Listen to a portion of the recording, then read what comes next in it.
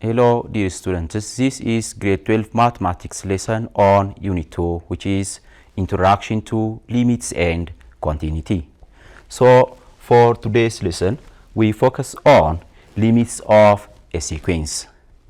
So after completing this lesson you are expected to determine least upper bound and greatest lower bound of a given sequence. In addition to that, you are expected to evaluate limits of some sequence, and you are expected to identify monotonic sequence, null sequences, and you are also expected to identify convergent and divergent sequences. So now let's proceed to the lesson. Let's see about upper bounds and lower bounds. Let's see the definition. We have this sequence A and B sequence, and these two small m and capital MB element of real number. Then this capital M is said to be an upper bound of the sequence if this M is greater or equal to with all elements of the sequence, or AI, where AI is element of the sequence. And this small m is said to be it is a lower bound of the sequence AN if the small m is less than or equal to AI, where AI is element of the sequence. That means this M is less than or equal to all elements of the sequence. Now we say a sequence is bounded if it has both an upper bound and a lower bound. So we say a given sequence is bounded if it has an upper bound, both an upper bound and a lower bound. And from the upper bound, the least number, we call it is least upper bound or lab of that sequence. That means the smallest number from the set of upper bounds of that sequence is called the least upper bound. And the greatest number from the set of lower bounds, the greatest number, we call it is greatest lower bound of that sequence.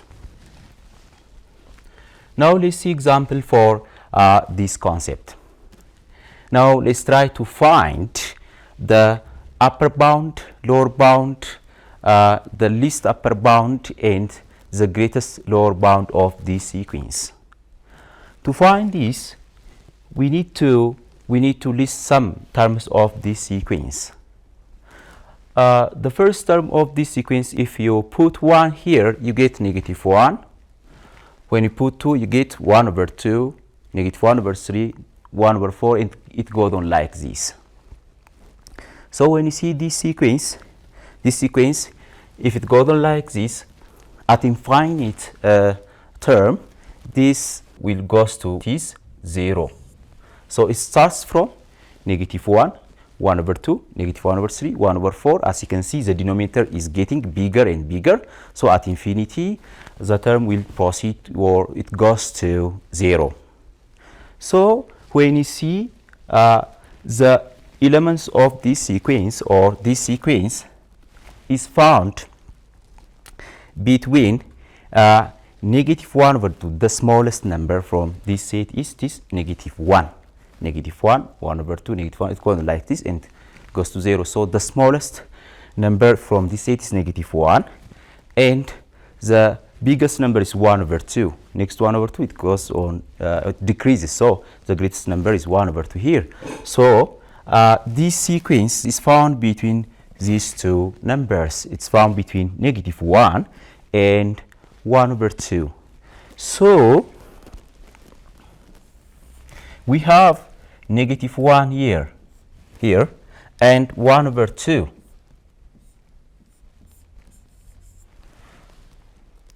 So this sequence is found between these two intervals, open interval. So any number greater than or equal to 1 over 2, this part, it is an upper bound of the given sequence. And any number less than or equal to negative 1, this part, this it is the lower bound of this sequence. So its upper bounds of the upper bounds of this sequence are numbers which are greater than or equal to 1 over 2. The upper bounds are numbers which are greater than or equal to 1 over 2. And its lower bounds are all real numbers which are found less than or equal to negative 1. So from this set, it is least upper bound. From the upper bound, from all numbers greater or equal to 1 over 2 are upper bound. From this upper bound, the smallest number is this 1 over 2. Therefore, 1 over 2 is this the least upper bound, and negative 1 from the lower bound. Lower bounds, it's negative. The lower bounds are numbers which are found below negative 1, including 1. Therefore, from this set, the greatest lower bound is it is negative 1. Therefore, the GLUB of this sequence is it is negative 1. Now let's proceed to another example. Let's see this one. This sequence is given. We need to find its least upper bound and greatest lower bound. So to find that, we need to list some of the terms of this sequence. So when you just list the terms of this sequence, the first term, when you put 1 here, to the power of 1 over 1 factorial, it is 2. The second term, put 2 here, 2 squared over 2 factorial. Therefore, this is 4 over 2 squared, it is 4. 2 factorial is 2. 4 over 2 is this 2. So it goes on like this. The next term is 4 over 3, 16 over 24, 32 over 120. It goes on like this. When you see the terms, look, the denominator is growing faster than the numerator. Look, this one, this number is bigger than the numerator. So this term, if you just proceed at infinity, this term, it goes to 0. It goes to 0. Therefore, the set of, or the elements of this sequence found between 0 and 2. As you can see, the minimum, this sequence is decreasing to 0. So the smallest number is 0, and the biggest number on this set is 2. So our sequence this is found between 0 and 2, including 2. Therefore, from this set, its upper bounds are all numbers which are found above 2, including 2. Look, you can see this one, this set is found between 0 and 2. It includes 2. It doesn't include 0. So all numbers above this, including this border 2, are the upper bounds, and all numbers which are found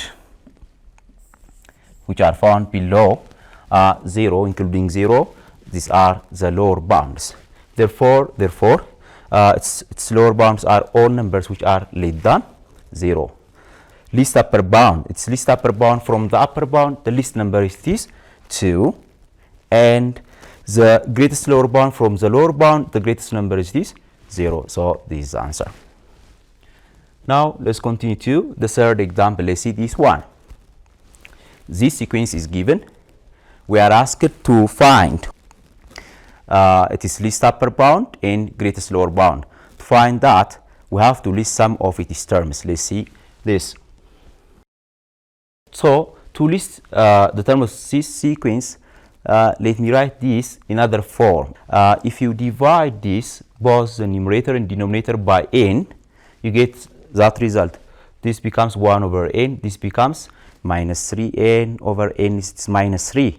So minus 3 plus 1 over n on the numerator, and the denominator part, if you divide by n, 2 plus this 5 over n. This is it. So now let's just put some of its terms. So the first term we can put here. When you put 1 here, this becomes negative 2 over 7. When you put 2, this becomes 1 minus 6 is negative 5 over 9. It goes on like this. When n gets bigger and bigger, it proceeds, or it goes to which part? Let's assume here n is very big number. In this case, 1 over big number, this part is 0. Not only that, if you take this one, 5 over big number is also 0. The final answer for this will be this negative 3 over 2. So at infinity, this result, or this sequence, goes to negative 3 over 2. Negative 3 over 2. So when you see the value of this sequence, or the interval in this sequence found, let me put like this. When you see these numbers, it's getting increasing. By the way, negative 2 over 7 is here. Negative 2 over 7 is here. So from negative 2 over 7, the value is decreasing. So the value is decreasing. So you will find negative 3 over 2 here. Therefore, the value of this sequence found between negative 3 over 2 and negative 2 over 7. 2 over 7 is the part of our sequence, so it includes negative 2 over 7. Therefore, from this set, you can just list this upper bound. Upper bounds of this sequence are all numbers which are above this one, greater or equal to negative 2 over 7. And its lower bounds are all real numbers which are found below this one, including negative 3 over 2. So all numbers less than or equal to negative 3 over 2 are its lower bounds. And it is least upper bound. From the upper bound, the least one is the number, this number which is found at the border. So the least upper bound is this negative 2 over 7. And the greatest lower bound from the lower bound is the greatest one. You can see this. All these values are lower bound. From the lower bounds, the greatest one is this minus 3 over 2. This is it. Now let's see another part, monotonic sequences. Monotonic sequence. So a sequence AN is said to be monotonic, or a monotone sequence, if it is either increasing or decreasing. So a sequence, we call it this monotonic sequence if it is either increasing or decreasing. So let's see example for this. Check whether this one is a monotonic sequence or not. To check this, we need to just list the terms of this sequence. If you list the terms, the first term, when you put 1 in place of n, you get negative 1. The next term, negative 1, the power of 2, it is positive 1. The third term, negative 1, the power of 3 is negative 1. So it goes on like this. So when you see this, it is neither increasing nor decreasing sequence, because the higher term is not greater or equal to the preceding term, or it's not less than or equal to the preceding term. So I hope you remember to check whether a given sequence is increasing or decreasing. To check that, simply the an plus 1 term is greater or equal to the preceding term. In this case, we call the sequence is increasing. When you see this, the an is plus 1, if you take this one, it's negative 1, it's not greater than the term preceding it, so it's not increasing. To say decreasing, the an plus 1 term must be less than or equal to the term preceding it. So if you take this one, 1 and negative 1, when you compare these two, 1 is not less than this one. So this sequence is neither increasing nor decreasing. So because of this, is not a monotonic sequence, because it is neither increasing nor decreasing. Okay, now let's see a second example. Look, this one. 1 over n is given. So we are asked to determine whether this sequence is a monotonic sequence or not. To check that, let's list the terms of this sequence. When it just lists the terms of the sequence, the first term of this sequence, it is 1, and second term, when you put 2, it is 1 over 2. The third term is 1 over 3. It goes on like this. As you can see, this sequence is decreasing sequence. The terms are decreasing. Because of that, we call this is monotonic sequence. This is monotonic sequence. Okay, now let's continue the other part. That is about null sequence. Let's define what a null sequence means. A sequence an is said to be a null sequence if and only if the limit of an when n goes to infinity is 0. So we say this sequence is a null sequence if the limit of that sequence when n goes to infinity is this 0. Now let's see example for this. The first example, check whether this one is a null sequence or not. We are asked to check whether it is a null sequence or not. As you can see, the limit of this sequence when n goes to infinity is the denominator becomes bigger, or infinity. 3 divided by a bigger number at infinity will goes to 0. The limit of this sequence at infinity is 0. So this sequence, it is a null sequence. It is a null sequence. Now the second example, this example is given. It is n squared plus 1. We are asked to check whether it is a null sequence or not. When you just check or evaluate the limit of this sequence when n goes to infinity, infinity squared plus 1, a big number plus 1, it's a very big, it doesn't go to 0. Because of this sequence is not a null sequence. It is not null sequence. Now let's see about convergent and divergent sequence. Convergent and divergent sequence. Now let's see the definition. Let an be a sequence if the limit of an when n goes to infinity is a specific number L where this L is a unique real number. It must be unique, where L is a unique real number. Then an is a convergent sequence and it is converges to L. If such a number L does not exist, we say that the sequence an diverges. We say the sequence diverges if L doesn't exist. So let's see example for this. When you see this sequence,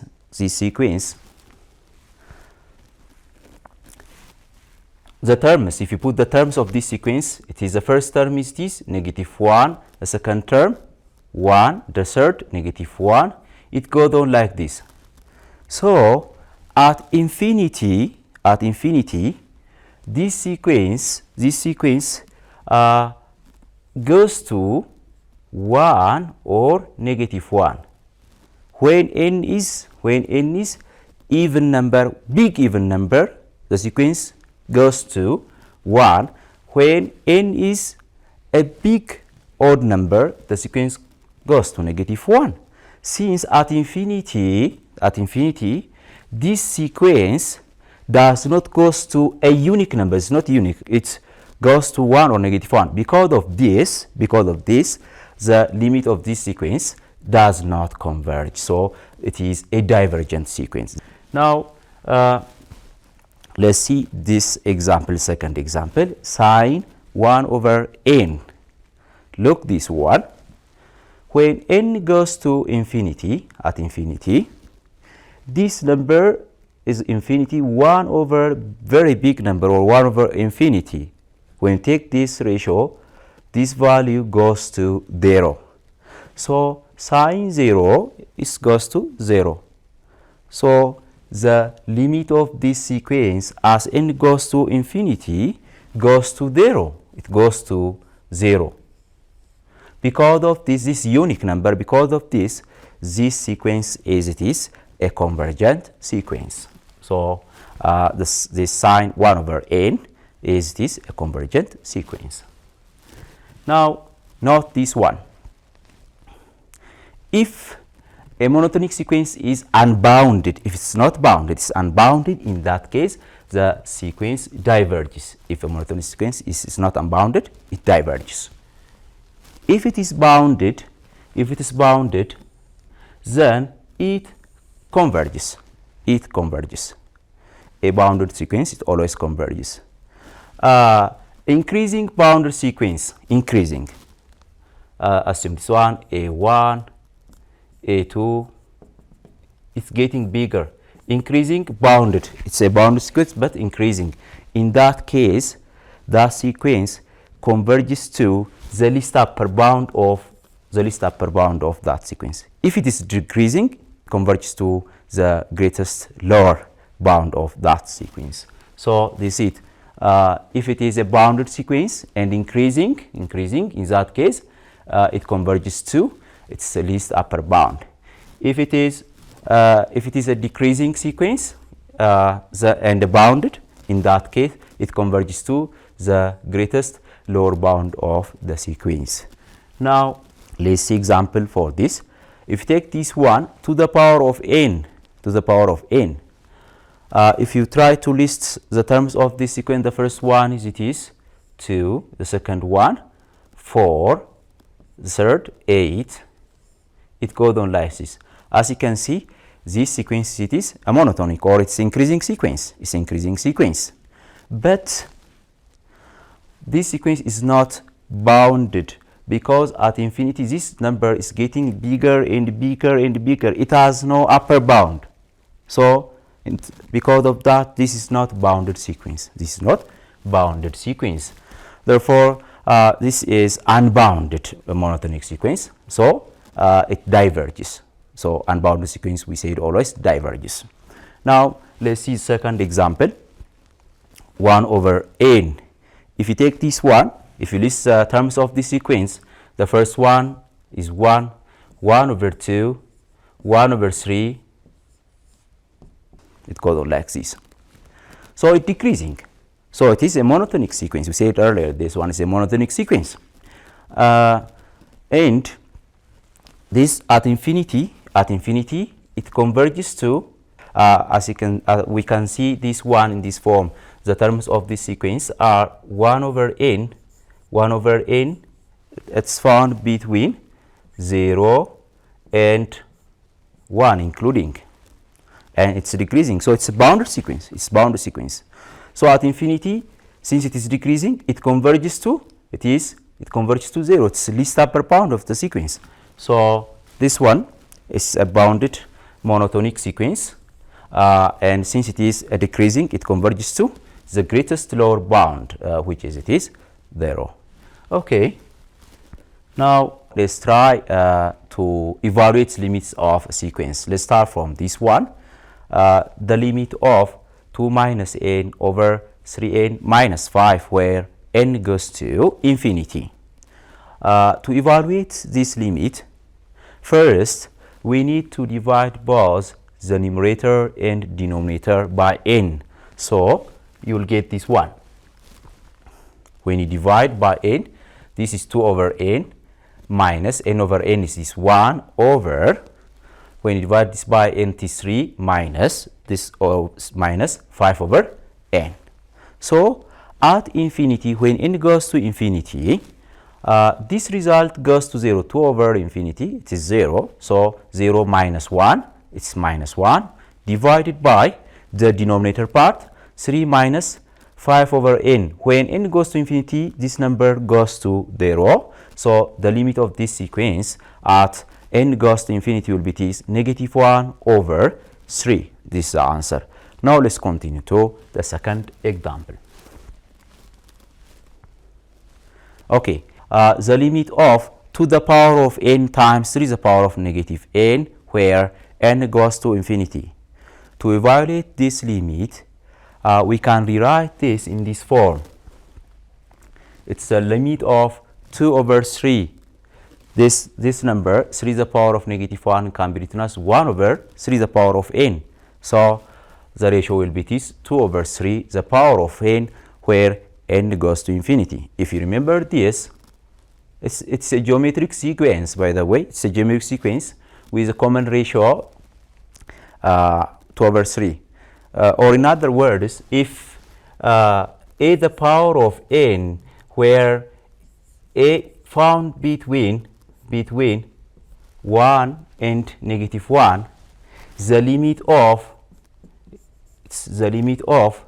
a the power of n when n goes to infinity always goes to 0. Using this concept, here this number is between 1 and negative 1. So the limit of this sequence goes to 0. It goes to 0. Now let's see the third example. To evaluate the limit of this sequence, we need to divide both the numerator and denominator by the square root of n squared. So when you divide by n square root of n squared, you get this one. Look, this is equal to the square root of n squared plus 1 over n squared. We are dividing by square root of n squared. The denominator part, the square root of n squared, means this n, so this will be this n plus 1 over n. So this result will be this, the limit n goes to, this becomes n squared over n, is this 1 plus 1 over n squared, divided by this 1, n over n is 1, 1 plus 1 over n. So at infinity, this goes to, this part goes to 0, and this part also goes to 0. The final answer will be this, the square root of 1 over 1, it will be 1. This is it. So to summarize what we have seen today, these are the basic or the core points. The first one is m is said to be an upper bound of a sequence if this m is greater or equal to all terms of the given sequence. Second, m is said to be a lower bound if this m is less or equal to all terms of the sequence. And a sequence an is said to be monotonic sequence or a monotone sequence if it is either increasing or decreasing. The other point we have seen today is null sequence. A sequence an is said to be null sequence if the limit of that sequence when n goes to infinity is 0. And the other point, if this sequence is given, if the limit of that sequence when n goes to infinity is L, where L is a unique real number, in that case, that sequence is a convergent sequence. Otherwise, if this L doesn't exist, in that case, the sequence, we say that sequence diverges.